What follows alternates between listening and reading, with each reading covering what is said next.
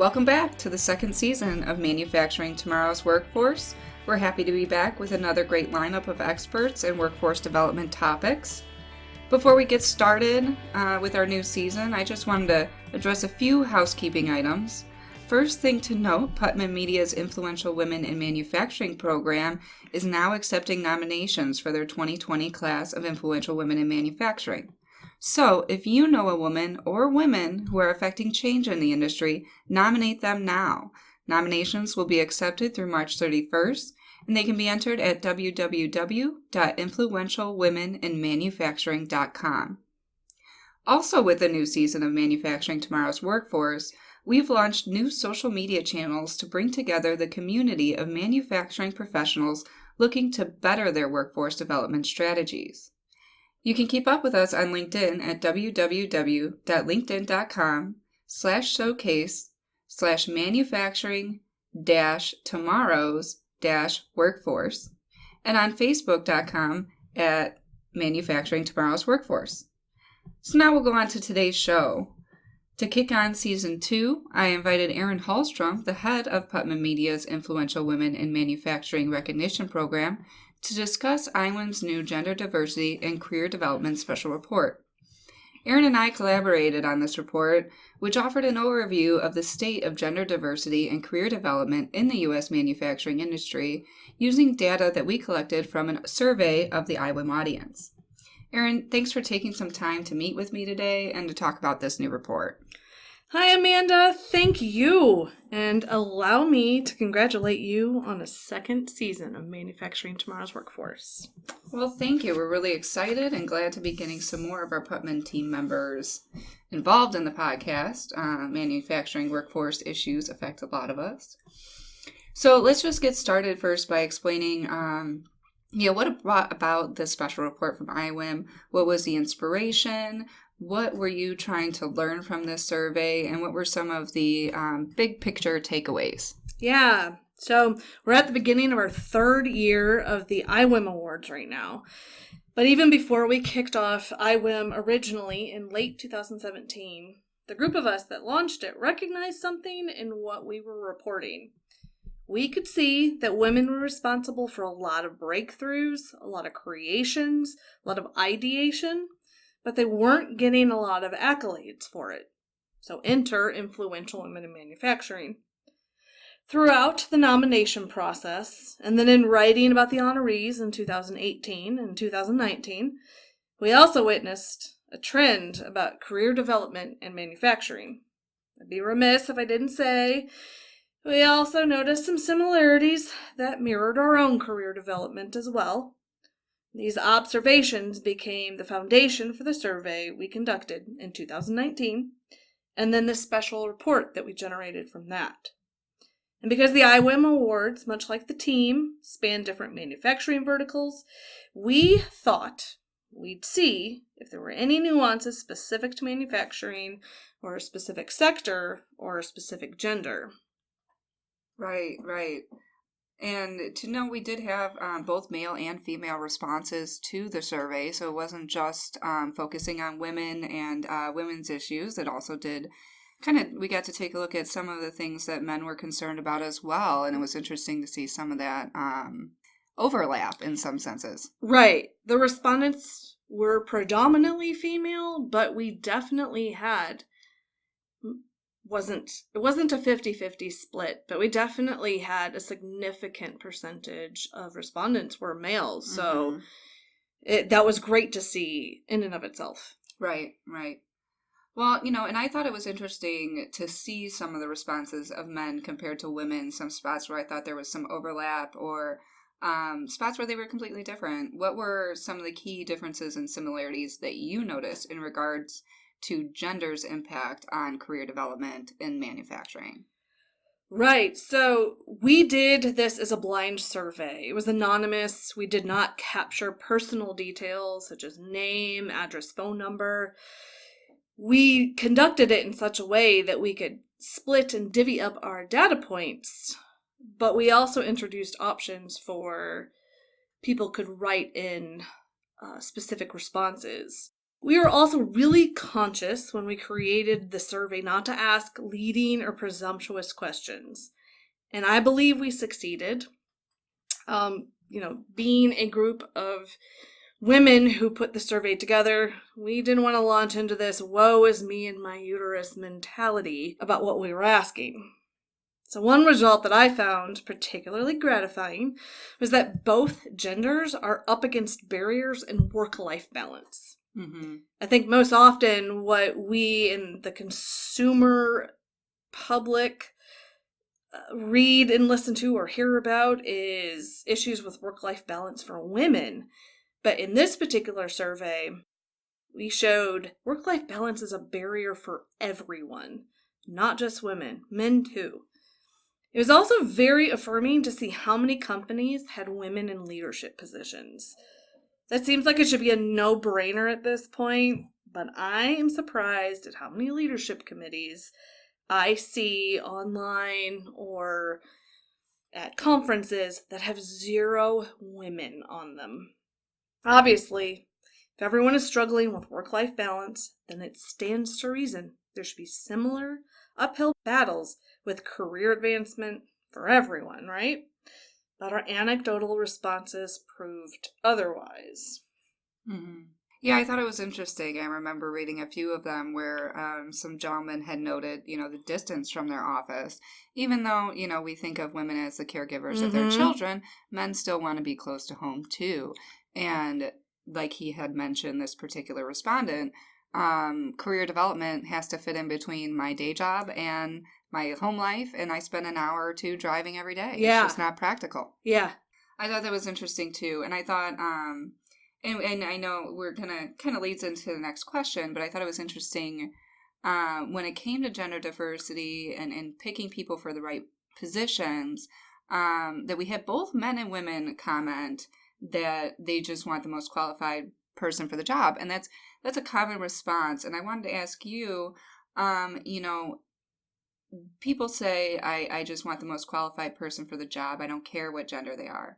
How did you see the survey responses supporting that point of view, or were there some cases that you think were made against it from this survey? Right. It's definitely, great question, and something that I know when I was looking at the results and when we were putting the report together, I personally felt like I wanted and needed to unpack myself, especially someone who covers workforce within the manufacturing industry. Right. We definitely saw responses that supported the belief, and I understand why people have it. The labor market being what it is right now, especially in manufacturing, qualified often means legal and available. But also, numerous studies have shown that all of us, whether we realize it or not, carry an inherent bias. So those responses about not caring about gender may feel accurate to that person, but if you look at the landscape of who is getting promoted, and the most often, things start to take a turn, and we definitely noticed that in the responses. We saw references about trying to break into the old boys club, or that women in leadership roles were all done for good PR. Mm-hmm. Not surprising to me were the instances where women indicating that they needed to prove themselves among their colleagues, while men, more often than not, in the anecdotal responses, would say that they didn't feel they needed to prove anything to anyone. Yeah. And I thought that was interesting. I remember one of the anecdotal responses in particular that stuck out to me was a woman who mentioned that her work gets cross-checked more often. Mm-hmm. And she would be happy to collaborate with people, but, she gets something done and then it seems like they aren't confident in the work that she's providing. So I thought that was really interesting from that perspective, that she feels like she was qualified. I am qualified, so trust me to get my job done. Right. There was one response that stuck out to me, maybe because of the confidence behind it, that it sounded, when you read, which is, I don't have to prove myself to anyone, nor will I, or do I care to. Mm-hmm. And that particular response really did stick out to me, because I think that's an interesting mentality to have, and maybe because of where I'm at in my career, what you hear and read about so often. You know, you see something like that, like, all right, you know, I applaud you, and that kind of confidence to feel that way. Yeah, and you know what? Sometimes that confidence can be a driving factor for some people, depending on how you handle it, right? Mm-hmm. Awesome. Yeah, that was a point that I thought was really interesting, and something that, you know, as we've done IWIM and with MTW over the past year or so, I thought was really important for us to address and really look at, you know, what people are really thinking with that. So, you know, as our token millennial here at Putman Media, age is always something I pay attention to. So, age is often spoken of anecdotally in regards to workforce. A lot of times, you know, millennials behave this way, baby boomers behave this way, and they're clashing heads. But, you know, what are some key points you're seeing based on age? I had noticed some spots where I was like, oh, there's more overlap than you would think. You know, what did you notice about how different generations view their career development, and maybe are they really as different as they think they are? Right. Well, as a Generation Xer, I'm just sitting back watching the boomers and the millennials fight it out while I'm exhausted, but more on that in a little bit. So, yeah, we broke down the responses by age and where people were at in their careers. And it wasn't surprising, I don't think anyone would be shocked, to see that those who were younger or entry level often felt the most stress about developing their careers, while those more senior respondents were less concerned. That was the no-brainer aspect of that. Right. But based on previous podcast episodes that we've done, and I know the people we talked to in season 1, we know that younger generations are perfectly positioned for careers in manufacturing, especially in light of the trend to go digital. Mm-hmm. So whether or not the manufacturing companies or the younger market understands this aspect, this is where there seems to be a disconnect. Lack of experience was most often cited as a barrier to entry for those born between 1981 and 2000. And I do wonder how many of the younger generation looking for the careers in manufacturing realize, hey, my age is actually an advantage to me, not a disadvantage. Mm-hmm. Similarly, do all of these companies recognize that you have a younger employee who is probably fresher or more comfortable with the technologies that perhaps your current workforce isn't as comfortable with? Right. And so being in the generation of the 1965 to 1980 group, I've heard a lot of great explanations about why we're the good connector generation. We grew up without technology, but had to adapt and learn it in our adulthood. It makes us really well positioned to explain it or teach it to both the younger and older generations. That is, of course, if we can get past the stresses we have about taking care of our kids and our parents all in the same house. I think they're talking about changing our name from Generation X to Generation Exhausted. But I think that age group, maybe because I'm in it, it was relatable, everything that I read about it. Also, when you read about the older generation, and I don't want to prescribe a name to that generation, but those who were born before 1965, they're more senior in age and roles at their companies.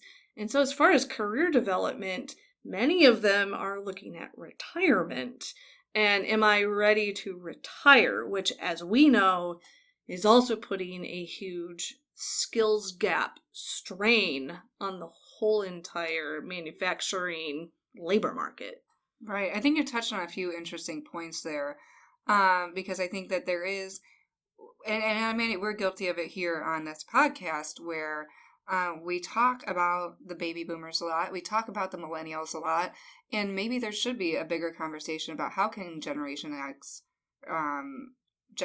bring together these two and maybe help be that liaison that can connect the two generations and help them work with each other to then fill that skills gap because, Generation X still has some time in the workforce, and they may be time for them to get in some leadership roles and really foster communication. Right. I have, again, being a Generation Xer, those are the articles, whether it's stuff we produce or external to Putman, that's the stuff that sticks out to me. Mm-hmm. So I definitely recognize when it's talking about, that middle generation, which always makes me laugh how often we're left out. I think Generation X is so used to being left out, we now laugh about it, mm-hmm. which I think the sense of humor about our generation helps too. But yeah. Yeah, I think that was really interesting. So, after we kind of did this survey over several months, we put together this special report now. After having it sit with you for some time, what data point or fact or nugget did you take away from this that really stuck with you the most? Right. I will say, in doing Influential Women in Manufacturing and then helping out with the Manufacturing Tomorrow's Workforce podcast, I definitely have covered workforce issues far more in the past few years than I ever did in the 12 years prior being here at Putman. So I definitely am more focused on workforce issues and things that crop up. So a lot of this survey and the special report really brought to light, or probably more confirmed, what I've been reading in some of the verticals that I've covered during my time here. So that was great. There's actually 2 data points or 2 things that really stuck out to me. And interestingly enough, they had nothing to do with gender, but they were repeated over and over again to the point that that's why, I wanted to mention them, was that there almost seems to be a message to companies and their HR departments, which is to have more compassion for your employees' career development and invest in their leadership training. So no matter what age or gender of our survey respondents, all of them were consistent about feeling as though their companies could have or should have cared more about their career potential within their companies. I think there's a lot of misunderstanding in HR departments or maybe within management that if you train someone for their next career step, then they'll leave. And in reality, I think that people are probably leaving because they didn't get the career training or the opportunity to evolve into a new role within their company. It may seem chicken or egg, but all of our respondents, the majority that put something down for these kinds of questions, were all consistent in this reaction. Mm-hmm. So everyone also seemed to feel similarly about mentoring or mentorship as well. I think there's an awful lot of knowledge out there that's willing to be shared, but no formal way of sharing it, which I think is a detriment to everyone. So I guess my final parting thought of what kind of data point made the biggest impression was we do need to tap into and make ourselves comfortable with sharing this kind of data and knowledge and leadership training and developing leadership tracks for people, regardless of gender, if they're interested in evolving in their career at the company. If they're not, then you don't have to worry about it. But, you could have a Gen Xer, you could have a millennial, you could have a recent high school graduate, so a Gen Z. It's like, yes, someday I want to be a manager. HR, can you help me identify the steps of what that looks like? Management training, leadership training, how do I successfully negotiate or coach? I think things like that, regardless of gender, regardless of age, that so many people indicated that was something that they needed. I really think that was a worthwhile point. Right. To bring out, and then, also to mention on this podcast. Well, and like they say, in some of the things we've read about the millennials, that's what they want. Invest in me. I will stay if you invest in me. Teach me. We want to absorb knowledge, and then I think that's very important. And I think on that, it was really interesting what I found.